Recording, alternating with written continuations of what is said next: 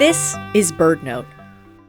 Millicent Ficken spent her career studying bird behavior and communication.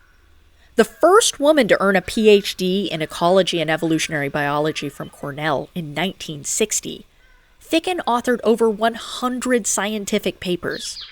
She discovered that male hummingbirds have a whole repertoire of songs rather than just one, outlined the linguistic differences between penguin species, and showed that chickadees take turns singing in the morning.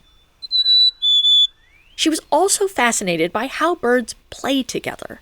Play is one of the most mysterious activities of animals, Ficken wrote. Her seminal 1997 article, Avian Play, was an exhaustive attempt to categorize these behaviors. One example was the great frigate bird, a black seabird with a prominent red throat pouch. Ficken noted that young great frigate birds swoop, pick up, and then drop leaves or other floating objects.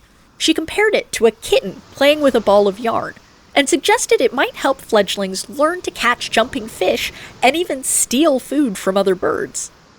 Ficken found lots of evidence for avian play, but unlike mammals, who sometimes play purely for fun or social bonding, she showed that bird play almost always has a more pressing purpose. They're practicing a skill they need to survive.